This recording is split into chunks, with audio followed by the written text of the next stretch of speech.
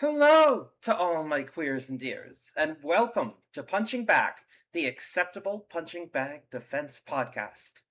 The acceptable punching bag is a term I've coined to describe a social phenomenon in which a consensus is established around a piece of art, a character, a creator, or some other object of discussion that bullying, harassment, and cruelty are acceptable, or at the very least, understandable. If you've ever enjoyed something but felt like mentioning it in any given space risks someone telling you why it's awful, you've experienced the acceptable punching bag. Joining me are my longtime editor, Remnant Bardock, and new collaborator, Eric. Today, we're going to be talking about Rwby and see if we can't punch back on some of the common discourse around it with some meaningful positivity. The Rwby are the real bad guys angle. This criticism is one of the most talked about things when discussing Rwby. In general, one of the biggest talking points, and just it's a mess. Let's put it that way. It's a mess, and it's Okay, not a good try to mess. clean it up. Then let's try to clean it up a little bit. Okay, so we before we even delve into this bullshit, let us do what we did the last two times with the white thing in Ironwood, and actually try to figure out where these criticisms come from. So, for a bit of context, we're gonna start right around Volume 5. It is in Volume 5 that we're gonna do our starting point. Okay, so Yang and Weiss, after Raven, Yang's mom, literally kidnapped Weiss. After that happened, they found a way back and got reunited with Ruby's group, which are now out at the hotel at Mistral. They're there, and this is where Yang, taking an advice from Raven, starts questioning us. And we learn a few things there. One, we learn a bit more about the relics, and more specifically for that conversation, we learn about the transformation for Raven and Crow being able to turn into, well, a Raven and a Crow, and why that happened. Now, that is not what I wanted to discuss. What I want to discuss is the fact that Yang was the one who did a question, like she's the one who questioned it, and how at the end of the question, she specifically said, no more lies, no more half truths, just be honest. And Oscar, well, Osman specifically said, okay, deal.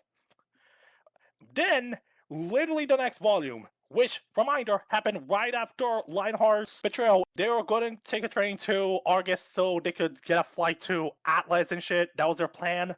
They took a train there, and suddenly they get attacked, and a few people die. Most only one of the husbands that are supposed to be guarding there. And later they find out that the reason they were attacked was because of the lamp. Now, the relics have this yet to be explained side effect that they attract attract them. them. Yeah. Yeah, we uh, Adam. They never like hint or anything like that in the document. They don't reveal why that happens in the documentaries. Do they? I haven't watched the commentary for that particular episode yet. Oh, sorry. Um, Oh, sorry. Okay. no, it's Well, nothing to apologize for. I just haven't. okay. So yeah, my point is, as far as we don't know why that happens. All you need to know that did happen. The train got attacked by Grand. People are dying, and the kids are rightfully pissed at Osmond. Last volume, I just said no more lies, no more half truths, just be honest with each other. And Osmond basically broke his word, like almost immediately. And for no reason. Like, there was no reason for him to do this. There was no reason for him to go, hey, by the way, these things, they have this thing that attracts Grim, so maybe we shouldn't bring them along public trains or just in public, maybe we should, like, find another way to go around this. No. He kept that a secret. So how does this And tie because into the? yeah, I'm getting to that. Because they've been sick of secrets, and that one was the last straw, which is what ended up with the Lost Fable. The Lost Fable, with the whole warmed up, and they now know what Osman is shit. Now, which leads to Volume 7, where, like we discussed earlier, the team made the risky and very controversial choice to not tell Ironwood about the Lost Fable. They specifically told him the lamp was deactivated, it doesn't have any more wishes, which was also a lie, but to be fair, that wasn't important at the time. The point is, they chose not to tell Ironwood about Salem, despite clearly shitting on Osprey for doing the same thing to them. So, at first, this would make them look, at the very least, incredibly hypocritical. And normally, that would be Acknowledges correct. in the text, Ruby was insecure about that decision to keep the secret from Ironwood, like she knew, and that was Yeah. acknowledged in the text, and actually a central source of tension throughout that season. Yeah, and that was the point I was gonna get to it. Like during Volume 6, around the end, when they reunite with their friends, Ruby tells John, Ren, and Nora about what they saw the last vote. They told them. They didn't keep the secret. They told them. They trusted them with that information. Here's the thing about that a lot of people need to understand. Ironwood's inner circle, they're not his friends, obviously, but they're also not people Ironwood sees as an equal. They're his soldier, they're his men, which is what Ruby was worried about during Volume 7, like you just said, like how she acknowledges that, hey, maybe am I doing the same thing as Ironwood? But Crow pretty much says, no, you're not doing the same thing as Ospen. You're willing to tell these things to people you trust. Ospen was never even willing to do that. He never did it to me, never did it to Glenna, never did it to Ironwood. You at least do to people around you that you trust. You at least are willing to do that. Tying a bit back to Robin, as I stated earlier, how while it's true Salem was a factor, we gotta remember the last straw for him for Ruby, the last straw for them was the girls telling Robin about Amity because she wasn't supposed to know about Amity. And because, as I stated, Ironwood sees Robin as an enemy when he's not supposed to, he saw this as the ultimate betrayal. So that's why he ultimately throws them under the bus. What Salem does make a point, but that's supposed to be the last straw. And may I quickly interject? sure, Just because someone's going to point it out in the comments, the telling Robin was not the thing that pushed Ironwood over the edge. And actually, neither was the lying to him about the lamp and about Salem. Specifically, what happened was that when his paranoia, which is like arguably his defining trait, like even when he's acting as a somewhat better man, right? He is really defined by his paranoia, right? Mhm. By his fear. And Osmond has a whole great monologue about that. but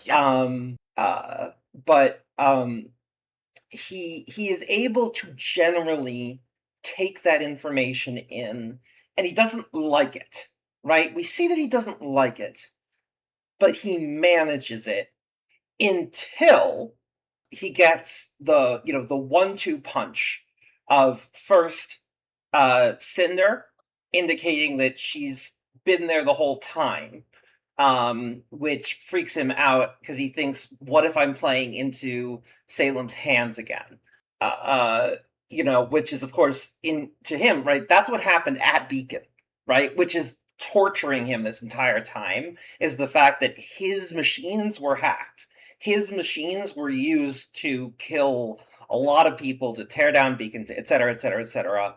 And the whole world doesn't trust Atlas the same way anymore, right?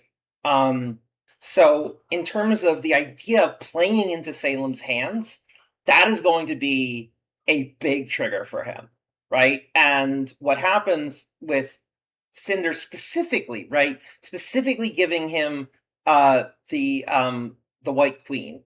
Or no, sorry, Black Queen? Black Queen. Black Queen. Black Queen. It was a Black Queen. Right? It's the same symbol that was shown just before the fall of Beacon, when he was hacked. So, Cinder is deliberately triggering his most key paranoia. And that's when he starts losing it, because all of the trust he's putting out, all of the risks that he's willing to take right then, in trusting others and believing in being able to make a difference, he is now coming to the conclusion that all of that could have been exactly what Salem wanted, was for him to let his defenses down, for him to stop being fearful, basically.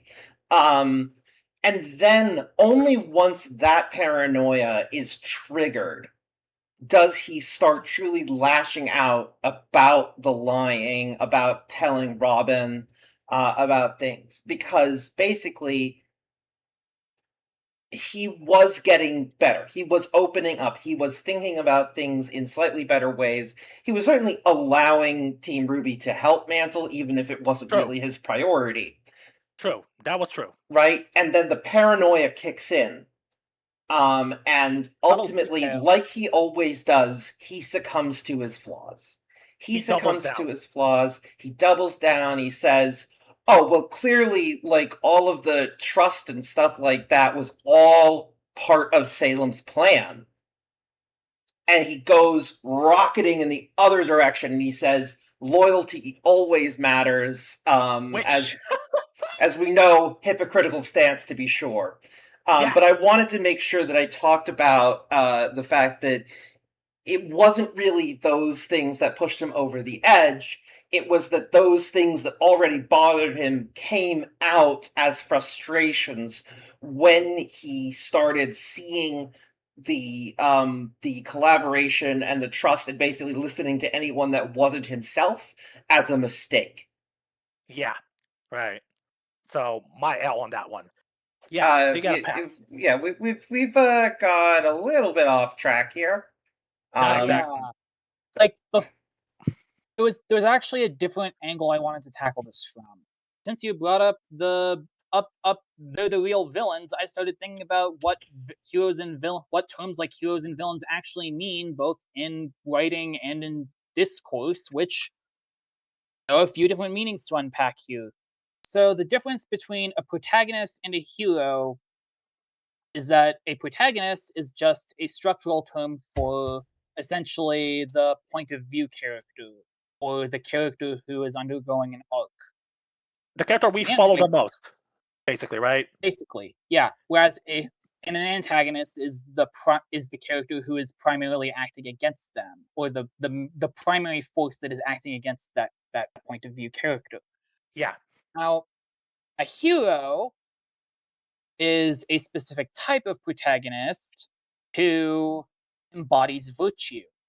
And a villain is a specific type of antagonist who embodies vice. Yeah.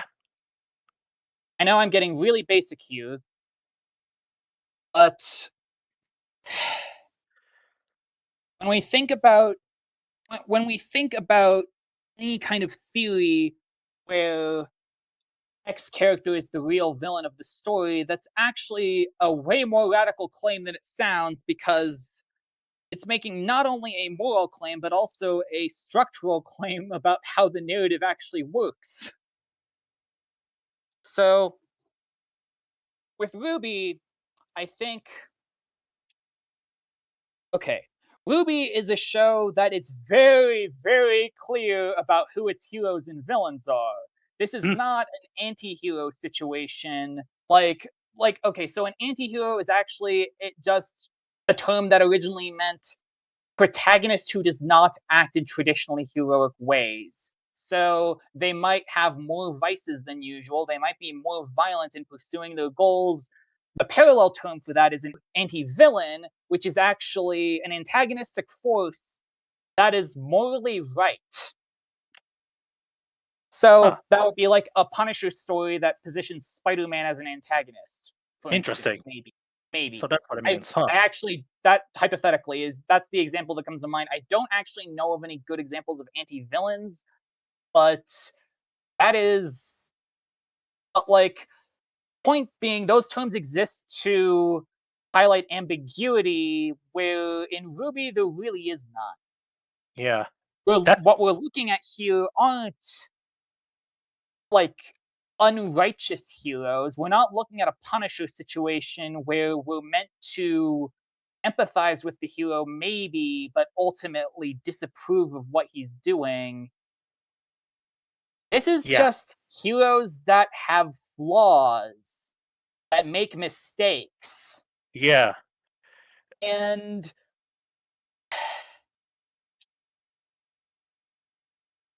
we've definitely, and I might just be restating what you said before, but as we mentioned earlier about this show's deconstruction of hero narratives, of lone, especially the lone hero who shoulders the weight of the world. This show is actively engaged in dismantling that traditional hero myth. So we get heroes who have doubts and don't have the gods on their side all the time or whatever. Yeah. And they don't necessarily do the perfect tactically advantageous thing at every point. They don't always make the morally correct decision, even though they are still acting in good faith based on what they believe to be right at the time. It's the point is that they're complicated, and moreover, a lone hero isn't trustworthy.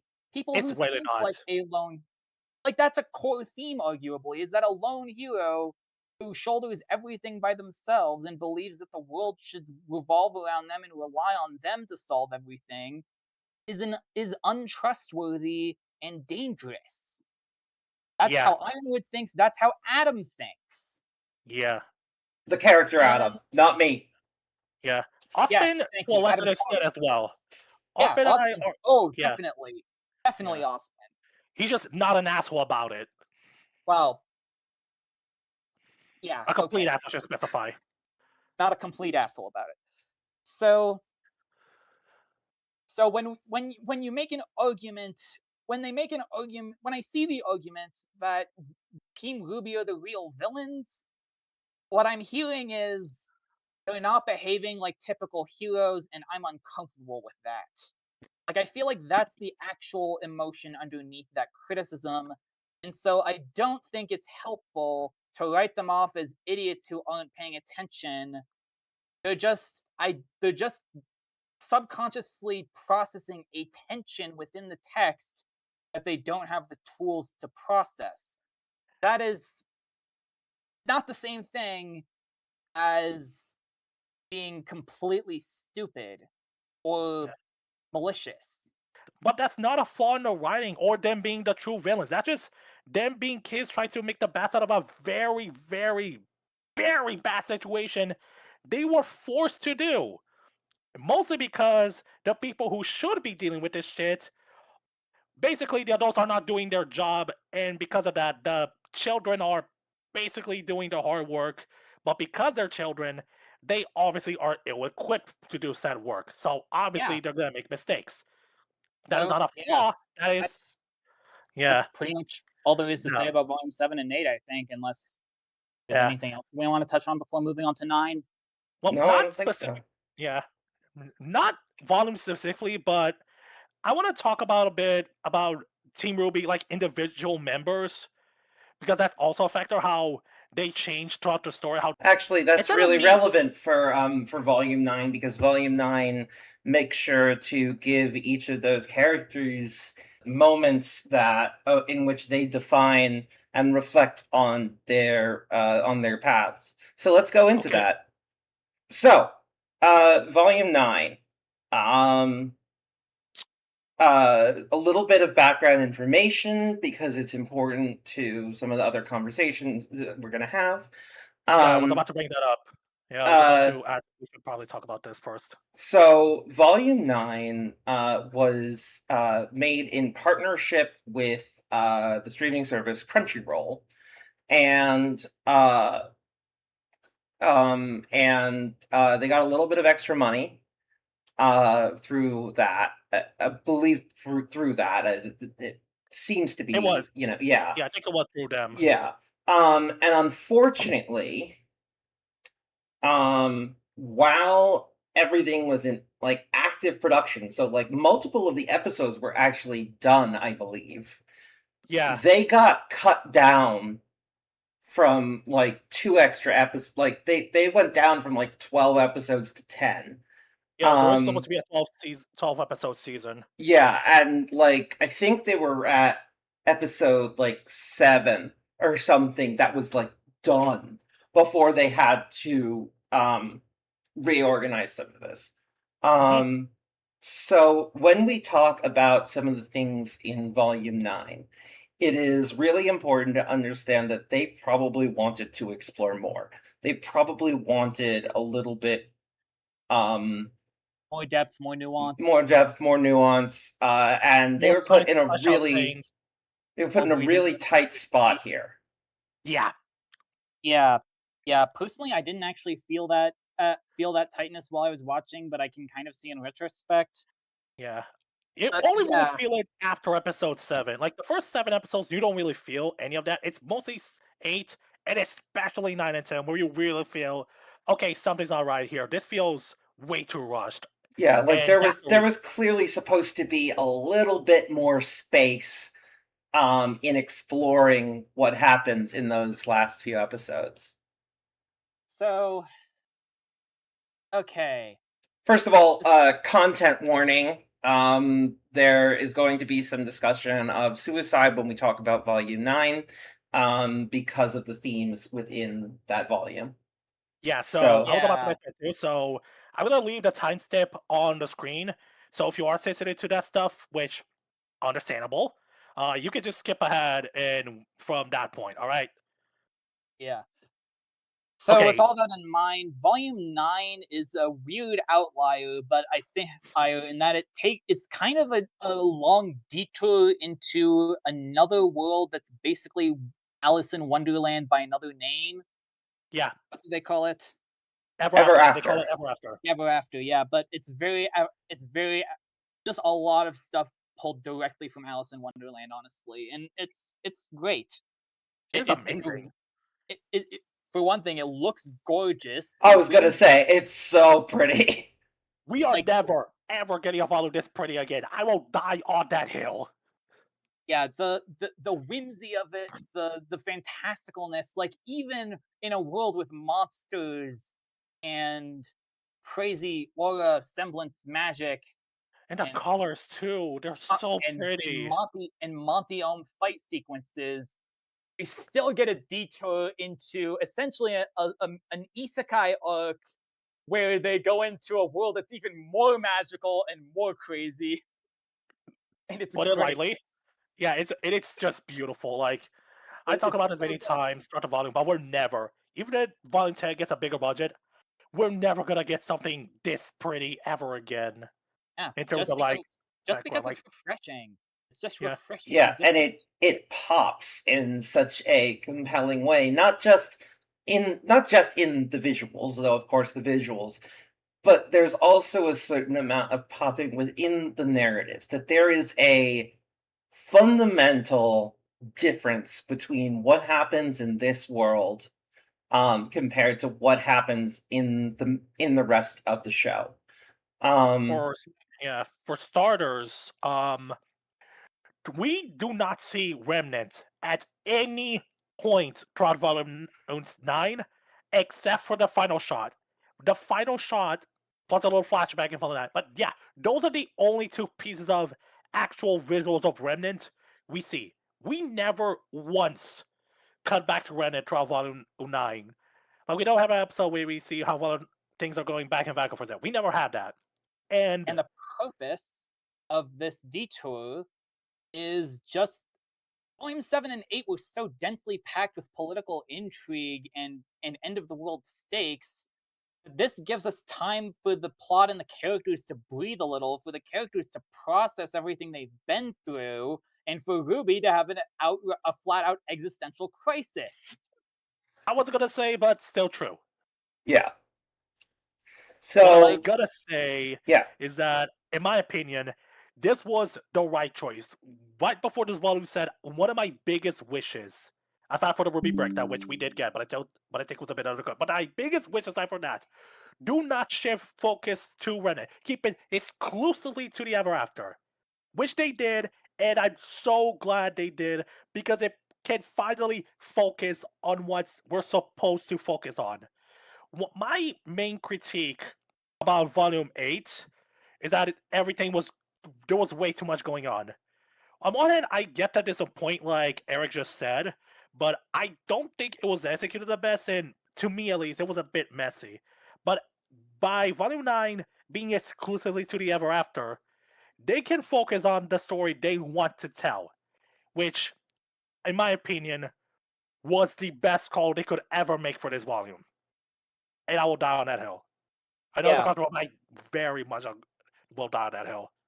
Yeah, and it also resolves some long-running subplots like Blake and Yang finally getting together.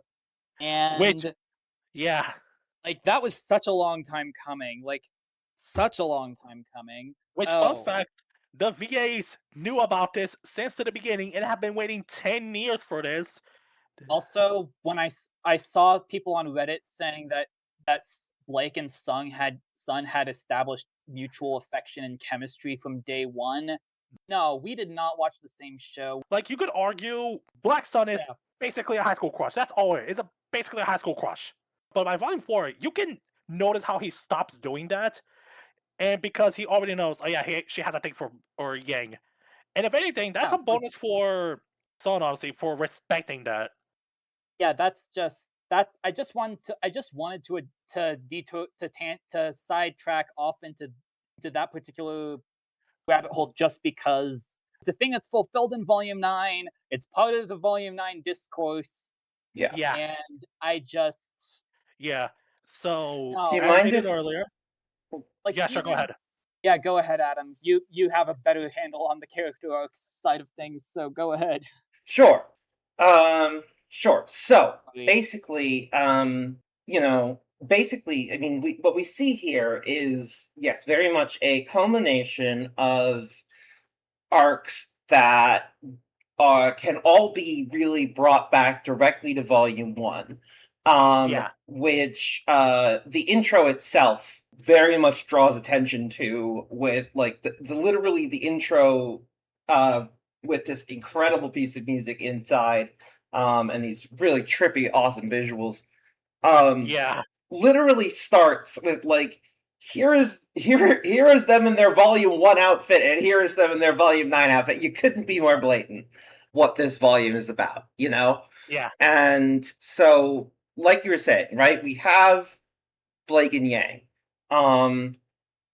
Blake has really, in many ways, made it through her arc at this point, right? She made peace with her past with the White Fang. She and Yang were able to escape Adam together. And then, and then ditch. yeah, he's gone. Um, Oh my god. so we see Yang, willing, finding a way to be vulnerable and let herself be loved in a way that she has been afraid of basically forever. Yeah, since she was a kid, which is, when you think about it, really messed up. Yeah. Yang having to raise Rwby basically after mom left. Yeah, so we have that, right? I mean, and then Blake, again, like I think Blake has sort of went through her arc. And she was in a good place, ironically, in 7 and 8, but she was also recovering from like, now she is free of things she's never been free of. Yeah, she's no longer sees herself as the poison that just brings ruin to people, just hurts people by just being there. She's more willing to ask for help and work together. She's in a much better place, thankfully. And I would also argue, because this is one of the criticisms that does come up, is that she actually, when it comes to her, being like a social justice fighter, right? Mhm. Like, to me, I certainly see that the volume, 6 through 8 or so, she's, I think, not leaving that behind, but choosing something different for a bit. Yeah. I expect to see that it will come back. We obviously haven't seen that yet. Yeah, Yeah, but in the upcoming season, they're definitely going to have to deal with the refugee crisis in Vacuo, and if Blake doesn't have any thoughts or feelings about that, then yeah, So yeah. that'll certainly Another be worthy of criticism. Yeah, Um, another point on Blake is that, as Eric and I stated earlier, kind of hard to focus on racial movement when there's an immortal demon queen literally on the horizon, supposedly trying to start a world. Kind of hard to not focus on that more.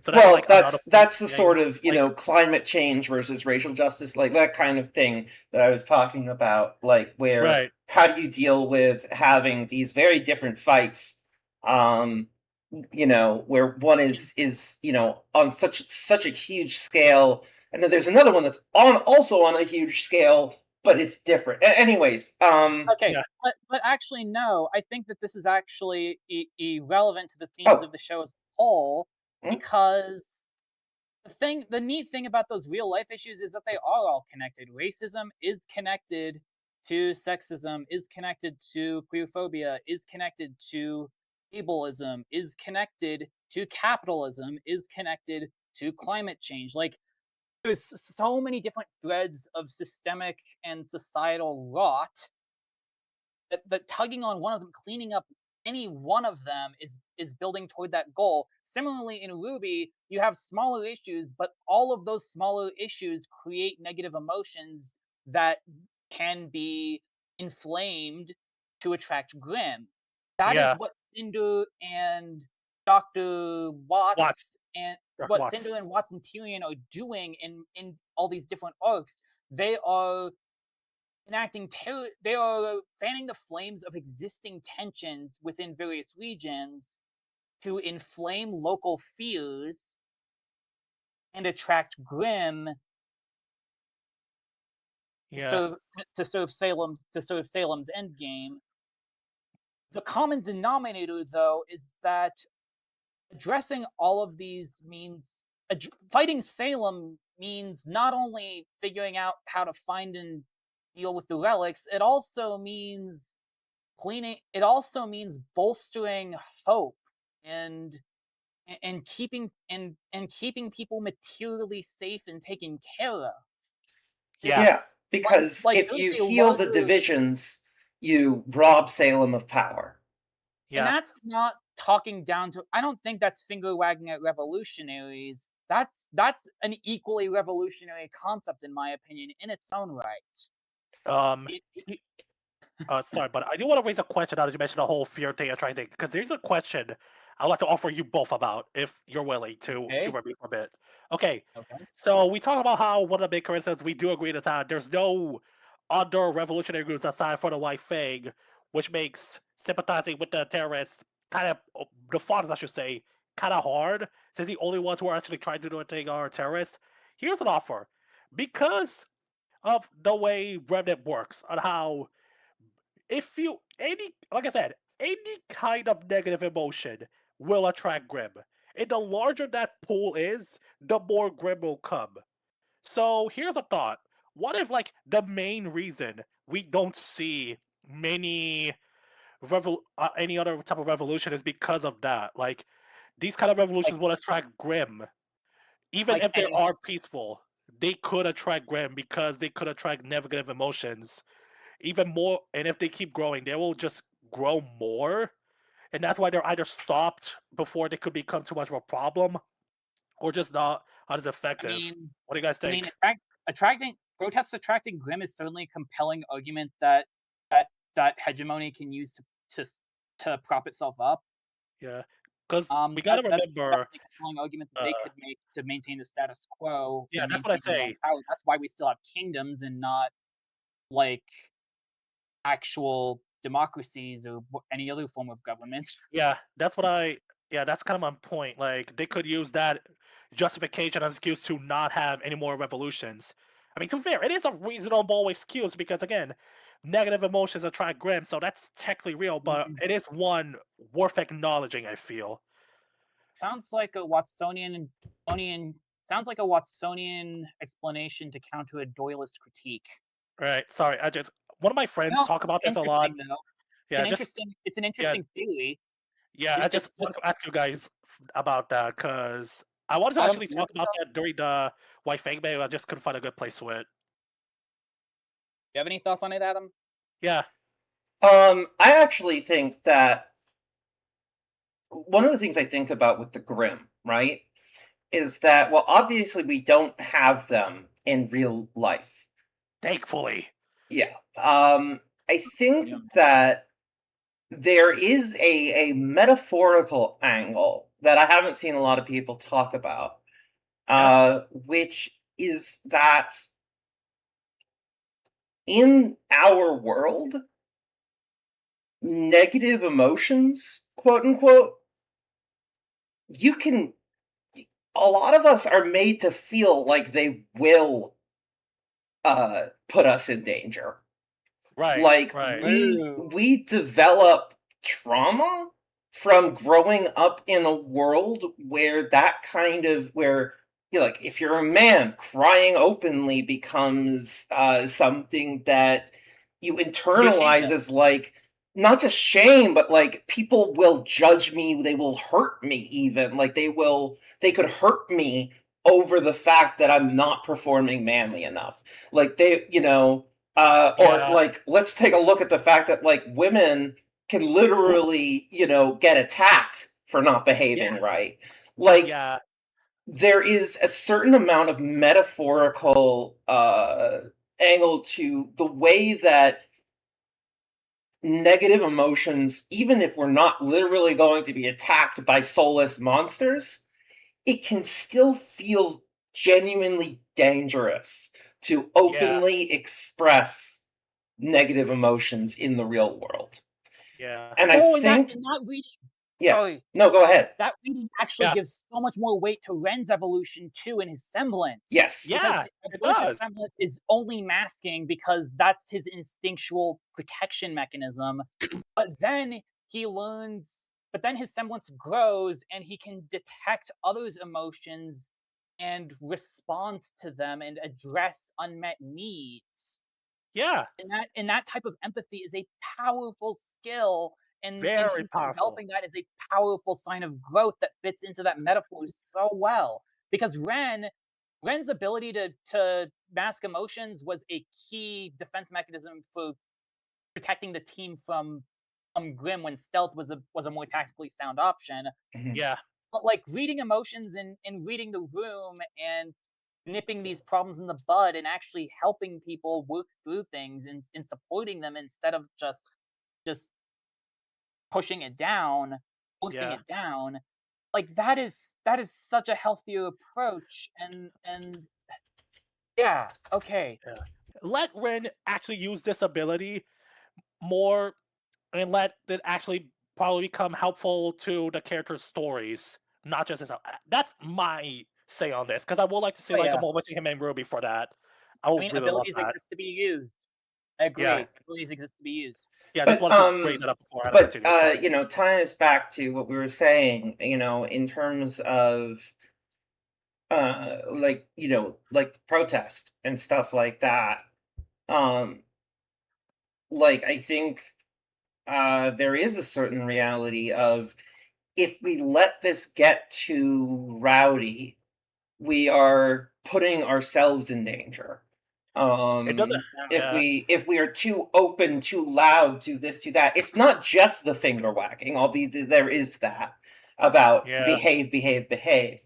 But there is a reality where we feel less safe if we are operating in quote unquote negative emotions when pushing back on things. it doesn't Um, help that we have real life examples of things do going too far in our real world and how bad that can get. Like Thanks it in also, Tiananmen which Square. which only makes the people on the top suppressing said movements, at least on the eyes of at least on their eyes, more justified. Because yeah. they're like, oh, we've seen how bad it can get when we don't do something to stop their protests. But So anyways, we gotta sure. do it. Let's focus back on Volume 9 real quick. Yeah, sorry, just wanted to Sure. ask that question. Because I didn't mean to make it a we did big get thing. Sorry. No, it's fine. I think that, acknowledging the metaphor, I think, is a valuable thing to do on this call, because I think It's all connected. yeah, it Yeah, is. it still It technically is. connects to Blake in a way, because revolution and shit. It process like Yeah, but but like what Eric was It's like saying about how they all connect, you know, I think the metaphor is very important to this idea that Salem is connected to all these other things in the same way that, like climate change is affected to all these other things because it creates this tension, it creates these negative feelings that then seep throughout the rest of things and make people feel unsafe, and then it makes it harder to build coalitions, and etc. There is, I think, that's a very strong right. metaphor here that you can Yeah, apply. yeah, it's like a chain of connect, or even like a ladder that is all connected and shit, something like that, right? Yeah. Where I the mean, more you walk on the ladder, the more you realize how things are like worse and worse, but all connected in some way. Like this leads to that, etc. Anyways, But yeah, but volume 9, let's just because we've already been going for such a long time, let's focus in on Ruby and just talk about that and then use that as our closer. yeah, Just because we have been going for such a long time. But let's talk about Ruby. So Ruby's arc in volume 9 is so powerful, as someone who has had a lot of similar struggles of feeling that kind of. I mean, obviously, again, like, obviously, I haven't had to save the world, right? But no, again, not somebody the to people. emotional experience can feel like the things on my shoulders are of that scale. And as a leader, I've had to take things on, and it can feel so heavy. And so even though Ruby is dealing with something that hasn't necessarily I haven't experienced at that scale, like, you can still relate. connect. Yeah, you can still relate to the experience of having that pressure, that heaviness.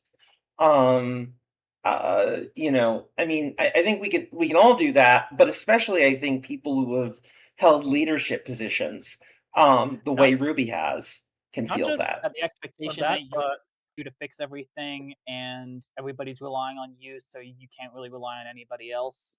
just Yeah. expectations in general, honestly, which was what I was gonna say. Like, even from a non-leader angle, you can relate to Ruby's struggles because her whole thing is like, in her mind, she's not good enough. And to be fair, she has every right to feel that way because Beacon fell, she could not do anything about it. She couldn't really do anything about Lionheart. I would backstab them, and then the fall of Atlas happened, and then Best Robo Girl Penny died a second time, this time for good. So Ruby is feeling like shit. Like, well, fuck, I'm doing everything I can, but I'm not doing anything. I can't do anything. I can't save anyone. So, like, what do I fucking do? What's the point of me doing these things? They're just gonna end up bad. Um, quick heads up before I continue. If I do sound a bit emotional going forward, just know this is the part where I relate to Ruby. Like, the feeling of just not being good enough and feeling like if I was just somebody else, maybe, fucking maybe I can make a difference. Because that's what Ruby Yeah, like feels, specifically during the. No, I'm gonna save that for later when we get to that part. But yeah, the point is, like, she feels like she's not good enough. Like, she's not, as herself, as Ruby. She's not enough because she just constantly fails and fails and fails and fails. And whatever victory she does get are either way too minimal so it doesn't matter, or completely like overshadowed by her failures. Like, obviously that's not the case, but I'm speaking this from her perspective, mind you, just to make sure everyone is clear, okay? Mhm. And yeah, as an artist, an aspiring writer, and even aspiring game designer, I feel that every fucking day. Like, even now, when I'm getting a little better at myself for having a bit of self confidence, I still really struggle with that. Like, there are times where I still feel like, how, if I were like them, if I were like X person or Y person, I could actually do something because as I am now, I just can't do it. Yeah, And I think seeing we all Ruby kind of have struggle this with, yeah, I think we all have this kind of imaginary shadow self that's just so much better than we could ever hope to be. yeah, And that's really the imagery that Volume 9 captures so beautifully. yeah. Yeah. And I do apologize if I'm making this a bit too much about me, since I know you guys probably struggle with this too. I just like Oh yeah. for Ruby's arc, this is why, if to me, why is this so important and why it hits me on a personal level, and why Yeah. I think her being treated as this stupid kid, selfish brat who just doesn't know what she's doing, etc., just pisses me off. Not just in an angry, but also emotional, because I I've been there so many times and I still am. So you know, Yeah, I think that, I mean, for me, right, especially as, an idealist myself, and just like Ruby is, yeah, um, the feeling that the world hates you in yeah, some way for believing it could be better. Um, yeah, that people look down on you. They think you're naive. They think you're childish. And in Volume 8, she literally, Yang tries to reassure her that she, is doing, she's on the right path. And she literally says, "No, I was being childish." And like that is such a relatable thing for me, where you want to believe so bad in your values as an idealist that things can be better, that you can move things into a better direction. And then you are faced with this brutal reality that the reality itself doesn't really want to change. B, people are much more comfortable with the idea that things can't change than the idea that they can.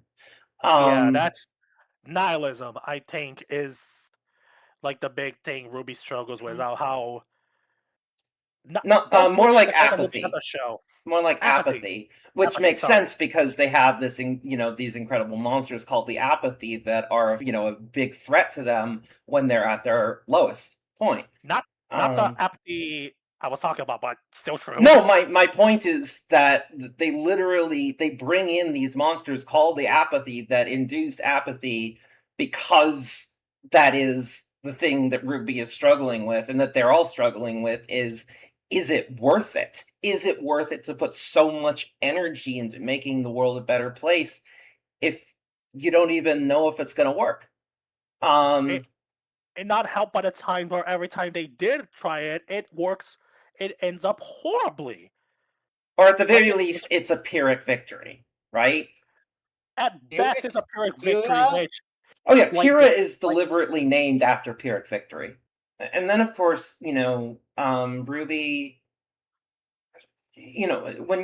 when you do, especially again, like again, like you said, Brock, I'm not trying to make this all about me, but I'm just speaking from the places I can relate to Ruby, both in terms of leadership yeah, and in terms of idealism.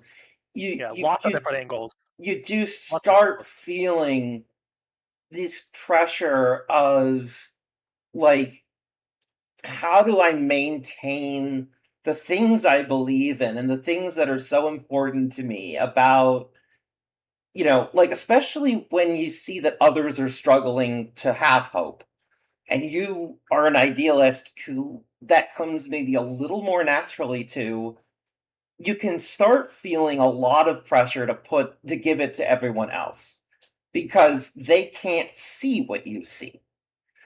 Yeah, Um, and it's like, and I think there is such a stressful thing of like just telling other people to handle their shit. Like it's yeah, so hard to be like, I can't deal with this right now.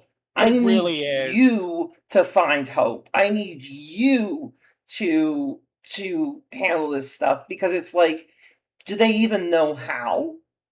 Yeah, Like if I say no, will these people be okay? And particularly if you're someone Yeah, like Rwby who cares so much about other people, like the idea of putting that boundary out and saying and trusting that someone's going to be okay without you is so stressful.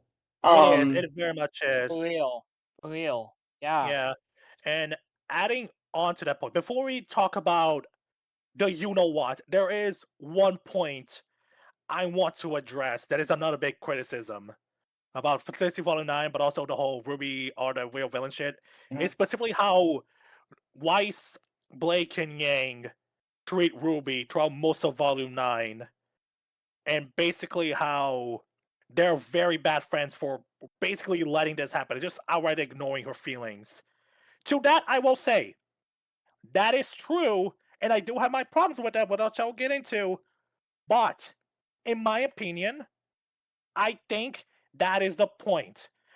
Because something the show is not subtle about is that, and this goes for a lot of people, but especially Ruby's own team, they idolize the shit out of her. They put a lot of faith and shit on her. And while that's good because it shows their trust Ruby, that she can handle stuff, that also puts a lot of pressure on Ruby, especially when she's in a point where she doesn't know what to do, like Adam just mentioned earlier. yeah. They've been Like, treating her as a lone hero this whole time. exactly. While if Ironwood is the lone hero who doesn't treat his own supposed allies as we call, Ruby is the person. The girls are the person who treat their leader as not an equal, but someone to look up to.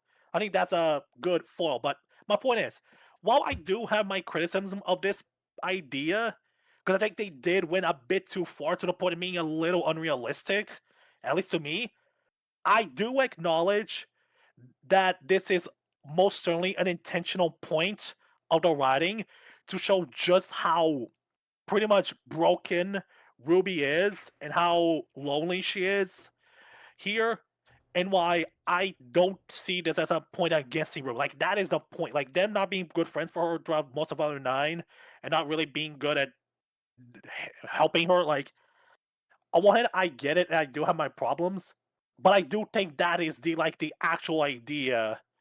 Because here's, I'm sure Adam can relate to this. Your friends will likely see that you're suffering unless it gets really, really, really bad. Unless it gets really, really bad, your friends are not gonna see that you're suffering, especially for someone who's like really good at masking your emotions, which, at least for the first few They're volumes, just Ruby is. choosing not to disclose. Yeah, and Yeah, yeah, like I think that I would push back a little bit on the idea that your friends won't notice. What they is won't the know to notice. How about that? They won't not. It will be hard for them to notice. How about that? Is that better? well, let me say what I was going to say. Right. Sorry. Um your friends might notice, but that doesn't mean they'll know what to do. Yeah. I think Um that's better. I Yeah, think that's better. and and I they think, might sorry, Eric, go ahead. well, so I'm just thinking that maybe that's what's actually happening with Team Ruby. Maybe they are noticing that Ruby is struggling, but they just don't know what to do about it, so they just don't bring it up. I think that's the intent, but at Well, least to me, that's not how it feels like. Honestly, at least to me. the But the behind the scenes commentary indicates that basically there is just sort of this general trust that because it's Ruby, she can get through it. yeah, Like that's she what I mentioned always earlier. brings them out of the dark times, so she could bring herself out. Like, of Yeah, course, yeah, she could do Uh, it. yeah. That's the point I was talking about earlier about how because the girls always treated Ruby like that. Of course, they wouldn't be able to like help her with that. Like, because they never treated her as an equal. They treated her as above them. I would As they say that they they do put her on a think, pedestal. yeah, they do put her on a pedestal, but there is also a little bit more of a give and take than like with Ironwood and the Aesops. Oh, of But course. you I'm know, just saying it's not a truly equal thing. No, I feel. And it's not. And it isn't Yeah. unintentional very much, yeah, but obviously there unintentional. is I also want to note, right, that uh one of the things that people talk about throughout the whole show is the idea of Jean sort of stealing screen time, quote unquote. Oh, here we go. Well, let me hold on. Sorry, I have my own thoughts. I'll just let you. I'm just sorry. I don't want to go into a whole thing on that specifically. I just want to talk about how it's relevant here. Right, I know. That's a bit of triggering for me. Sorry. Yeah, no, it's fine. Um, uh, so basically, part of what happens with Jean is that his pain is really loud. That's saying a lot. It is really loud. Mhm. And so the reason why he is so good to have in volume 9 is because it is easier for people to say, oh, this person is being really loud about their pain. We should rush to help them because they're probably in more pain than the Yeah, people who which is are being fair. quiet about it. Yeah, which is fair, and sadly something that happens a lot in real life. I will agree to that. I won't argue against that. But Yeah. obviously Um that's not my problem with it. But I'm no, not here to I discuss. know, Sorry. but but then you have Ruby who's being quiet about it, and when you're quiet about it, even though it was obvious how much that she was being in a lot of pain, she was still being quiet about it. She was still Yeah, being ultimately non-disruptive about her pain, which which is makes it easier for people to compartmentalize. Even if they care, it's like, well, we can deal with it later, yeah, right? which is yeah. That's another criticism I hear a lot of people talk about, but those people also forget, like, as White stated, because of the pedestal Ruby was put on, she felt like she couldn't, like, talk about these things to them, which, Yeah. yeah, Um yeah, So, and then the other important thing about the element of Jean and how he quote unquote steals screen time, right? First of all, yeah, again, right, whether or not he does that's is not the point. it's not the point. The point is that it's easier to get distracted by him because his pain is so loud. So Yeah, it's not that he steals screen time, it's that if he's on screen and someone else is on screen and he's screaming, you're gonna no pay shit, more we're gonna focus more attention on to him. him. Right. Yeah, no shit, we're gonna focus more on him. Like, I personally feel that is technically stealing the spotlight, which is part of the problem. But again, I don't want to make this about it. You know what? I'll just say it. I Yeah. do not hate John as a character. I think I like him as a character. And while I appreciate what they were trying to do in Volume 9, and I definitely do agree with what you said earlier about how his pain is louder, so I do agree on that. My problem, and why I don't really like how he's handled in Volume 9, is number one, his inclusion just feels a little too forced and last minute. Mostly last minute. It feels way too last minute. And more importantly, it doesn't really do anything for him specifically, aside from making him more jaded. Like, it just feels like they just wanted to make John suffer, and that's it. And I just feel like, to me at least, that's not how you should handle a character, especially one that just been through what he went through earlier. Yeah. Like, obviously, there was I do moments, at least for personally disagree me, with that, but it's um fine. Same, I just honestly. want to Oh, finalize hi, what I was saying about quiet pain versus loud pain, and yeah, just understand. also say that it's very gendered. Um, Oh, absolutely. It is not helped by the fact that the loud one is a dude and the quiet one is a girl. It is no coincidence whatsoever. I think it's very intentional that 100%. that it is like even like other women like it is just going to naturally draw your attention when someone is louder, and men are allowed to be louder about their pain than women Yeah, are. which brings to the So, whole double standard things I mentioned earlier when criticizing the Ruby or Team Villa thing, where people will always prefer the dude making things all about himself, despite him being so over the girl who well, is I mean, yes, plenty of her those people fault. don't like Jean. Like, I want to be careful about labeling, generalizing about stuff, Right, but it is because important to bring up. It I is do think important to it's bring up. important to bring up the pattern. Not everyone in the audience is going to fall into the pattern, but there is Thankfully, certainly a pattern of attention, where the attention goes. yeah. Um, Which I think we talked about more in depth in the Chloe video a few years back, actually. yeah. Well, you talked about, but you know what I mean. Yeah, I mean, Chloe Price from Life is Strange is a very loud character. Korra from Legend of Korra, also a very loud character about her feelings, and both of them are hated for it. Same for Yang. Um, She, despite her masking, she is.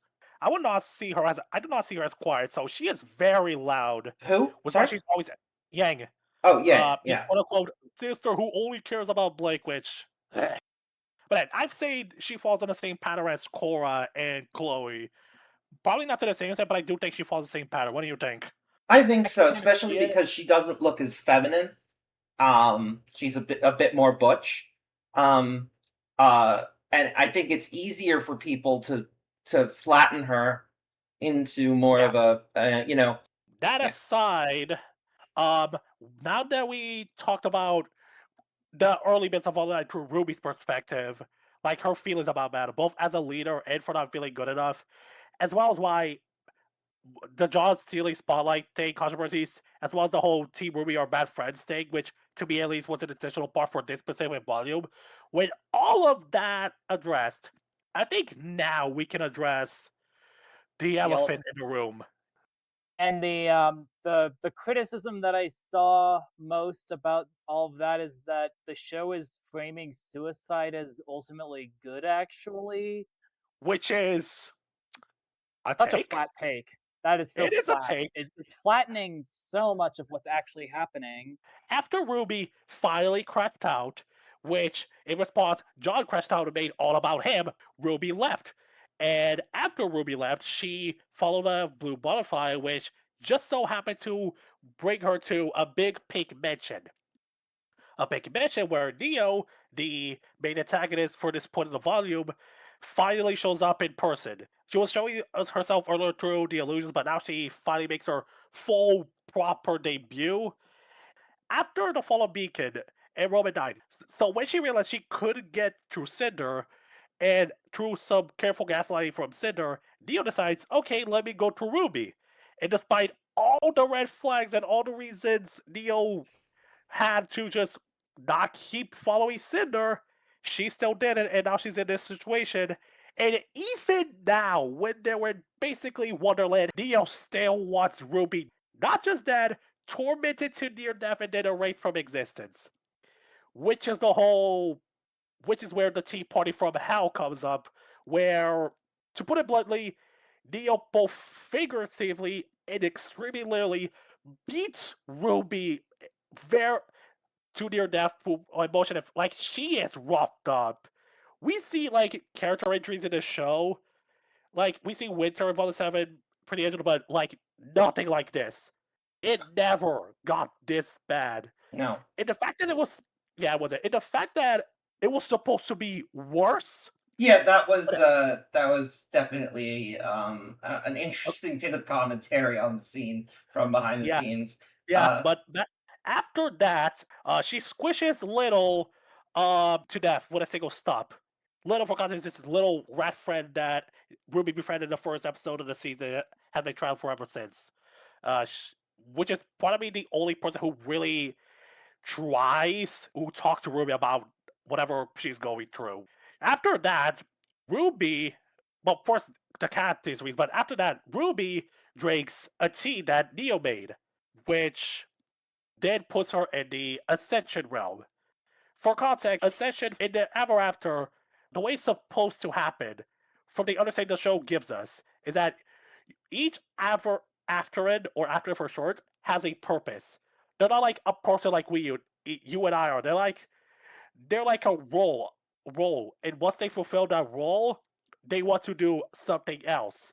But because they lack the emotional understanding and knowledge that we do, they have to literally ascend. But to do that, they have to, put it bluntly, die. Yeah, the afterends exist in a cycle of death and rebirth that where death isn't real to them; it's just change. Yeah, what Eric said. Yeah. The problem, Rwby is not an afterin. Yeah. She is a human and is now on the verge of potentially reincarnating herself. So Now, I'm before we gonna go on, sorry, Adam, but it is important that before we go on, we do not see any human ascensions. We only see after, but we never see a human ascension, how that would work for them. So, because of that, we have no idea of how Rwby would end up if she did chose to ascend something else. Because as a human, it wouldn't be the same for her as after. At least that's the assumption. So before Adam, because it is important to keep that part in check. Yeah. Yeah. Okay. Yeah. All right. So here's the complicated part, right? The complicated part is the tea poison? Kind of. I mean, like I said, obviously there are other ways. Like the cat, I know, was able to make someone ascend. Yeah. But those are outside factors you can't rely on. What about the blue caterpillar skunk? Yeah, that's not technically ascension. I mean, but that was gonna allow them to go to the tree, most likely. I mean, it was like there are different ways to get to the tree, and is the tea as a way to get to the tree?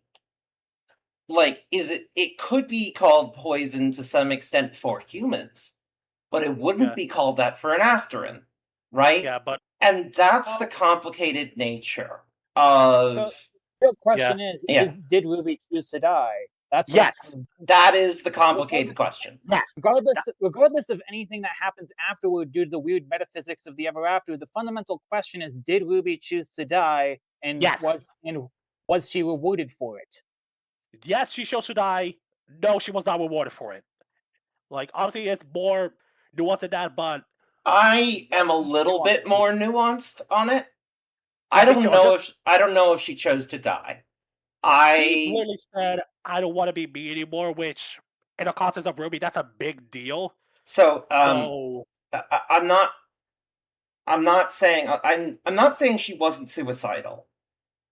I just don't know if, in that moment, I agree with the idea that she chose to die. I mean, she did drink the tea, so. But she doesn't. But she doesn't know what's going to happen. I mean, she kind of did, actually. They even told her, "Hey, once you drink this, you're gone." They literally tell her, "That's you're not." Gone. There, that's what Theo and the others said. I feel like you're not. No, hold on a second, please. Just one thing, first of all. Okay, Rwby is tuned out during the majority of the explanations of Ascension. She is really tuned out. She's not even noticing what's going on with Blake and Yang. Okay, she is very tuned out. But she is being given this idea of you can be someone else. She does not know what that truly means. She doesn't know how much of her would be left, if anything. Yes, you could be someone else, but what does that mean? What does that mean? I mean, we see again with Somewhat, that little really does still exist inside Somewhat. We see with the Red King that the pain. We see with the Red Prince rather that the pain of the Red King exists inside the Red Prince. The memories are sort of, they're not conscious, but they're the heart does. Yeah, the heart remembers. And I think what that basically means is that there is, the subconscious remembers, and the conscious does not. So while we could debate this, I think there is ultimately the imagery is evocative, right? The Very, imagery is very. very evocative. And so, well, we can debate whether we personally view it as an intentional choice to specifically die, just because of some of the ways the ascension was described and stuff like that. I think there is a little bit more nuance, but either way, the imagery is very specifically chosen, right? Yeah, Um, very. Like the framing, especially. So yeah, can I give my take? yeah, of course. Go ahead. Sure, go ahead. Okay, so for me, this entire situation is about self-loathing, ego death, and self-acceptance. It's like like I'm just trying to find the words because this is such a delicate issue. Like there's a point where you hate yourself so fucking much that the only option in front of you feels like the only options in front of you are fundamentally change the parts of who you are that you hate, or you just stop existing, and that's the nuclear option.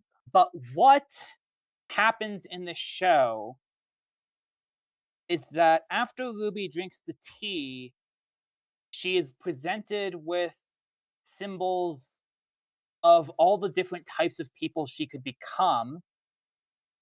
She could try to be more like her mom. She could try to be more like the type of person who would wield this. It's basically a bunch of weapons in cases, and she could choose a new weapon for herself, and that's the metaphor here. Like she Yeah, could choose her mom's weapon. She could choose yeah. any. She could like, and each weapon has a different has different personalities and approaches that kind of go with it. And yeah, that's the And imagery. Ruby said it herself in the first volume. Huntress's weapon is basically representing their whole character. So, Yeah, like, and people bring up how like that her obsession with weapons never comes up again, but this is where it comes up again. in here, Summer's axe is Summer. Like, she picks the axe. She's not just gonna be Ruby, but wielding Summer's axe. No, she's gonna become Summer. And so, but ultimately she chooses to be herself because she realizes that being herself isn't really the worst thing in the world. And Yeah, that she also has agency to decide who she is without to decide who Ruby is without changing who Ruby is, if that makes yeah, sense. yeah. But If like I, it's about self-acceptance and embracing agency and embracing like transience, honestly. Like this idea that we don't have to be one thing our entire lives. The afterends experience that a literal transformation where when being this one thing stops being useful, they just become something else, whatever is needed now. But humans also experience that to a lesser degree. Like we become what our circumstances need us to be, kind of, or what our circumstances kind of shape us into. And yeah, one of those circumstances that shapes us is who we want to be. And honestly, in terms of my mental health struggle, it's a very poignant expression of that. Even if it's a messy one, it still feels poignant and resonant to me, and I don't think it's problematic if somebody does connect to it positively. I don't know. if I, if I could Uh, be emotional again for a moment, my apology, but if I could be emotional for a moment, as stated earlier when I was discussing Ruby's position during Volume 9 with Adam, um, I brought up how I personally struggle with her feeling like she's not good enough, and how if I could just do this or be that, then I could be worth the damn. And yeah, even now, I still feel it, but and I'm sure Ruby still feels that way to a degree, but seeing her still choose herself despite everything, despite her flaws, she still chose herself. And she even asked, what would happen if I chose me, if I chose to be myself, what's going to happen. And the blacksmith, peak character by the way, as Adam will get to in a moment, I'm sure. Oh yeah, But yeah, Blacksmith 10 out of 10. she Love her. specifically said that maybe that girl is good enough, not perfect, not she'll do everything right, but she is enough. And as someone who struggles with inferiority complex and feel like even my best is enough, just seeing someone like that going through that and actively choosing to keep going despite everything, that means the fucking world to me. So, needless to say, the idea of this, the a borderline bullshit critique of if you kill yourself, things will get better for you because look how it ended up with Rwby. Needless to say, not something I can take in good faith, personally. Because, Yeah, it seems like intentionally missing. That's one situation where it feels like you have to intentionally miss the point there and be looking for something to hate about yeah, it, honestly. Yeah, and Like, I think that there at the risk is. of falling into that it's just, accusation trap. yeah, it's so fucking powerful to me. And honestly, Rwby, the show as a whole, could be described as the way the blacksmith described. It's enough. It's not perfect, but it's enough. And to me, that means a world of difference. Fuck. I think that's a beautiful way of putting it. Yeah, You honestly, guys what can. more is there to say? I think Adam needs to say his piece on this topic as well, and I need a moment because I'm literally crying right now. So, No you go worries. ahead for a Grab a minute. tissue, grab a drink of water, whatever you need. You know, I think that part of the issue is that the the process of ascension isn't suicide unless you actually change, I right? think that's a good way to put it. Yeah, Like the problem is that you have this extremely um powerful imagery after she drinks the tea. yes, Um and to be clear, I think it's an incredible scene. Um the way that it reflects in Yang's eye. Oh oh my god, god, yeah, just so oh harrowing.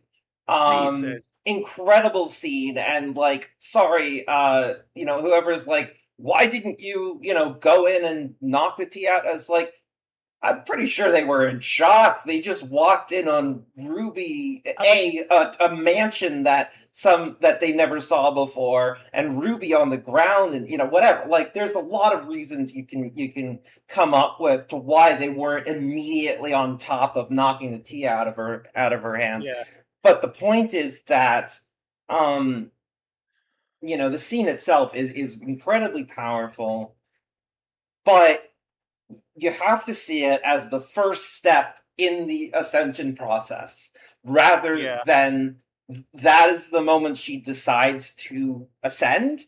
It is like, I'm going to go to the tree and figure out what's next.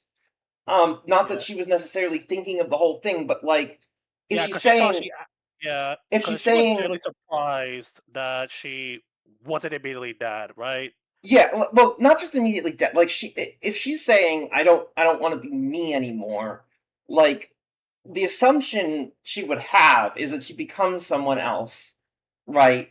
And I do think there is a worthwhile distinction to make between I want to die and I want to be someone else. I think there is a worthwhile distinction there, at the very least, in No, my I agree. experience.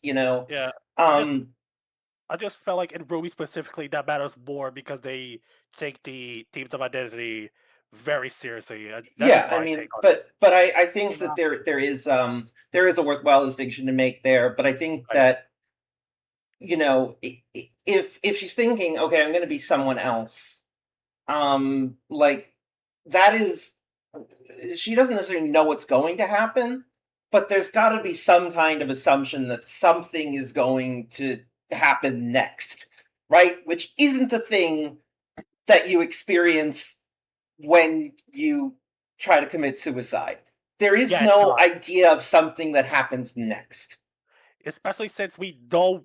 we still to this day probably will never have like definitive proof of what happens after we die, Yeah. which makes a whole world of difference for Ruby because, like Adam said, the drinking the tea, that's not the essential part. The essential part is, The actual change. that. Or at least the having the choice to change. I think that's a better way to describe it. Well, no. Ascending is the change. It is the change itself. That is the ascension. Right. And she specifically rejects that. She rejects the change. She rejects the ascension because she recognizes that no matter who she chooses to be, if she could choose to be her own mother, who is this perfect hero who did nothing wrong, and yet she finds out actually Summer was a person just like everyone else. Exactly. And that is the thing that really is like, I could be the person I've idolized my entire life, and I still wouldn't be perfectly free of this weight. So she chooses to be herself because as long as you're going to have to face this kind of reality, no matter who you are, you may as well be yourself. Yeah. Yeah. Yeah. I mean, that's really what it comes down to is the yourself is the only person you really can be in the real world. Yeah. But we can Or also decide who that is. yeah. And that's honestly the beautiful part about being human. And you can also take in today's thing I'm about to bring up. You could make an argument that even now Ruby doesn't know her own value completely, but the reason she decides to choose herself is to figure it out. And she wouldn't be able to figure out her true value if she didn't choose herself. I think that's Agreed. I think that's another way you could take it. And That's how I personally if take it. Like, if you look at like her story in um the second Justice League crossover film, or the characterization of her in the fourth Beyond short, there is clearly an understanding among the writers that there's more to unpack. Like Wow, a lot more. this isn't an immediate solution to everything she's been dealing with for the past several volumes. Yeah. And I think when people look at she this doesn't have as, fixed. yeah, What? Eric is saying that when people look at this as she got fixed, like that Which is God it's no. yeah, no, it's a misreading of the text in a way that I could kind of understand back when all we had was the ending of volume 9. um Yeah. uh Not totally. I still think there was evidence there that that wasn't going to be the case, but especially once I we agree. got this supplemental material, there needs to Yeah. be an understanding that um what happened was she was not granted a reward. She was She was not not. she was given help during a crisis. That's what happened. She got help from someone who was able to help her in a way that the people she loved couldn't quite do at the moment. Um, and she was given a chance to try again. Yeah. And that's not a reward. It's just a second chance. And Yeah. that's not the same thing, Yeah. you You know? could make an argument that having these things be shown as supplementary material is not a good thing, especially in the case of Justice League movie where it's not canon, it's kind of messy in its own right. To that I say, I agree, but here's a catch. Because of Bruce Lee shutting down and Ruby still now being on the status of indefinite hiatus, there is only so much the writers could do to really address stuff like this until we can properly get volume 10. So, Yeah, while I and do agree that having supplementary material handling that is not good, because I don't think supplementary material should ever, ever do stuff that should happen in the actual story. I do acknowledge why they did it, because it's kind of out of their control, but people tend to ignore that, so that's why I brought it up. yeah, but all of this having been said, this is like the three of us obviously this is a story that deeply resonated with us, and we see nuances that make it feel more appealing to us. But I can also see how these images in this combination and all of these different things happening could be very uncomfortable or even triggering for some people. And I just want to say that I respect that. I'm not going to just expect you to suddenly like it just God because of no. one, two, three dissenting opinions. Of course Yeah, not. And especially if you've it, been through this kind of shit. like Which, yeah, Yeah. they're so sensitive and they're so individually personal. They're so like yeah. not even the three of us took it in exactly the same way. When it comes to stuff like this, not everyone is gonna treat it the same way. Not everyone's gonna react to with the same way because people are not like that. Yeah, You I can, mean this isn't a therapy manual. This isn't like prescriptive in any way, shape, or form. It's art. It's inherently subjective. I yeah, mean, but the catch there for me is that people often use art as subjective to shut down conversation and just like as a thought terminating cliche. Oh, it's subjective, so there's no point in exchanging opinions yeah, about it. But the thing is, for me, I believe the opposite. I believe that art's subjectivity is the starting point. It's the reason art is valuable because it can provoke such interesting conversations and help people understand how other people are feeling and help open up these other worlds to explore. If that makes sense, it's yeah. Absolutely. Oh, sorry. Go ahead. well, and just to bring it back around to Ruby, I'm like the toxicity and excessive negativity around Ruby honestly feels like it's putting obstacles in front of that gate so people Yeah, can't see what's on the other side. It's and that's tragic to me. yeah. It's like there's The so fact that, much more to be gained through empathy and understanding, and yeah, I really hope that if there's one thing we can get across with with this podcast in general, it would be that. yeah, Absolutely. I mean, I think that one of the things I hope here is that, this the three of us all love Ruby, but we have different feelings on it. We have different things we're more forgiving of, different things we prefer, different things that speak to us. Um, you know, different things we criticize. I think that, that's the wonderful thing about this podcast is that while we will be, pushing back on negativity, punching back, I suppose, on negativity, um, that doesn't mean that we're all gonna present one clear narrative, because as you yeah, say, that's not what art is about. And I hope that, and I'd love to end it this way. I'd hope that what we can do is represent a model of healthy discussion, healthy debate, healthy discourse that recognizes an opportunity to dig into art without without succumbing to some form of groupthink yeah, or or like or like snap judgment, you know? or snap judgment. Yeah, yeah. I would say that even us, because even though we all like the same thing in this context, we still have slightly different views of it, both because of subjective opinion, but also for our personal experiences. I think personally that's a wonderful thing that even when we sort of disagree here and there, we can at least come together in a way and discuss why this story matters to us, both personally and to all of us. And the fact that we all view it in a different lens, in a sense, it just, we need more of this.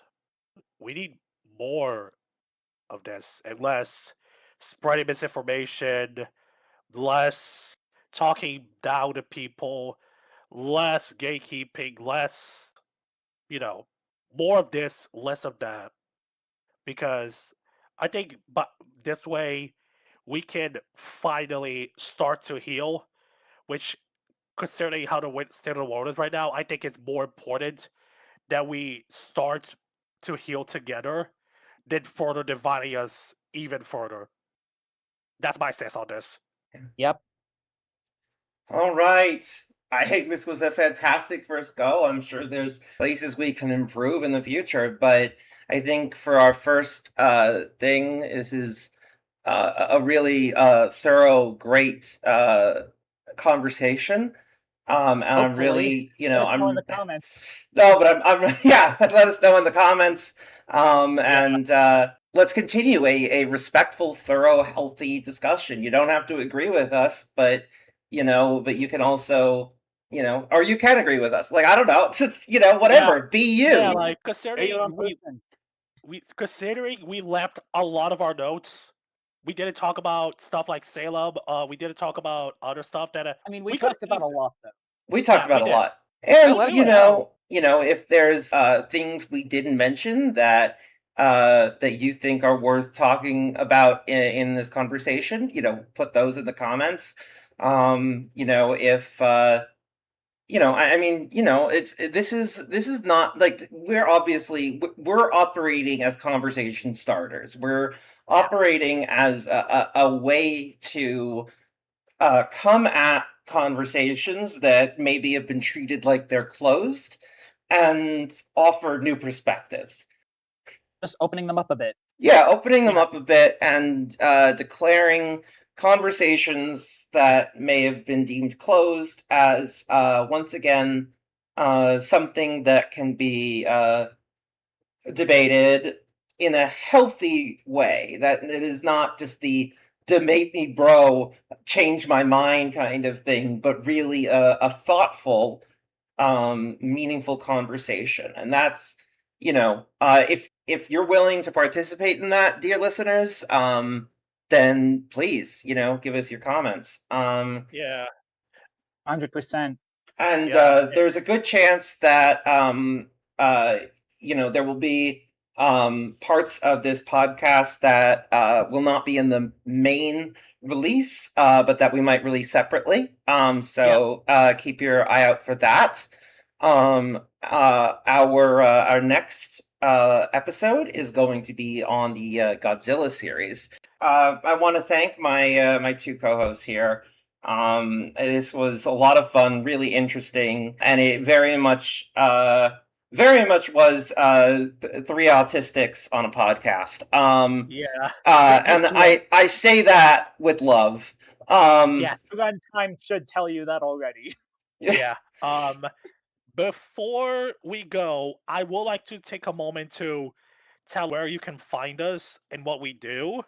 So, for me, like I said, I am both a video editor and an artist. I have my commissions open at all times, and you can find me on Twitter, on Tumblr, and Instagram and shit. So, if you're interested in my work or need a helping hand or me to draw something, um, just let me know, and you can find me there. Links in the description. Links in Yeah, the description. links in the description, and the thumbnails for this series are going to be done by Ed. So Yeah, you can get a sense of how great an artist he is. He doesn't think he's as good an artist as he is, but he is. Thanks, but yeah, like, I've never drawn dummies, and Adam told me about it. It's very specific, so I might not do the best job at first, but See, this hopefully is what I can just said. This right? He doesn't think he's as good an artist as he is. I have a Substack called Curious, Crippled, and Queer. It only has one post on it because I have horrible chronic executive dysfunction. But hopefully soon I'll get started posting movie reviews, whatever random miscellaneous thoughts come to mind. If you listen to this whole thing, you'll probably get a sense of how I think. Yeah. And I bet if a bunch of you go follow it, there will be more incentive for Eric to actually post there. So yeah, it's actually bothering me in the comments is a great way to motivate me to write. I second that. As someone who wants to write some stuff my own, please do the same to me, so it gives me a drive to continue. And then, of course, I run this channel. My creative works are under the banner of Atom Splitters Entertainment. I also have a second channel where I do stuff like, like I have all my gaming streams over there and stuff like that. It's called ASE Extra. Those will obviously be linked in the comments. I put a lot of I put a lot of thoughts over on like Tumblr and stuff. That'll be in the comments. And yeah. So I also there's a bunch of other stuff, but not all of it is as relevant to this particular podcast. But those things will be linked in the comments as well. But I don't need to promote myself quite as much as these other two because if you're here, you're already on my channel. Regardless, thank you so much for listening to part 2 of our first episode. We're still learning, it's a learning process. We talked a lot in our DMs about how we can improve on this. One thing we really want to do is instead of focusing on responding to negativity, we want to talk more about our positive experiences going forward. We're again, it's learning as we go in many ways. Thinking about how do we most meaningfully contribute to confronting and challenging the acceptable punching bag narratives. So again, just thank you so much for listening. I'm really excited about doing more of this. Sorry, there's been a little bit of a pause on some of this. We're all dealing with a lot. We're all very busy. But I'm still very excited to keep doing this with my two friends here, and we're going to be learning every time. So every comment can be helpful in really developing our approach to this kind of conversation. After Rwby, our next punching bag that we're going to be tackling will be Godzilla. As with this episode, we'll be tackling a lot of the context around it and the other parts of the franchise and all that kind of thing. We like to be very thorough. So please keep your eye out for our second episode and when it comes out as well. Thank you very much for listening. I hope you enjoyed. We would love to know your thoughts. Do you agree, disagree? All that matters is that you're respectful. So we'd love to chat with you in the comments. And I hope that we've been able to give you some interesting thoughts to chew on. Other than that, leave a like if you liked it, leave a dislike if you didn't, leave a comment, or hell, just comment some gibberish for the algorithm. And don't forget to subscribe. This has been Adam, aka the Atom Splitter, and I'll see you all soon.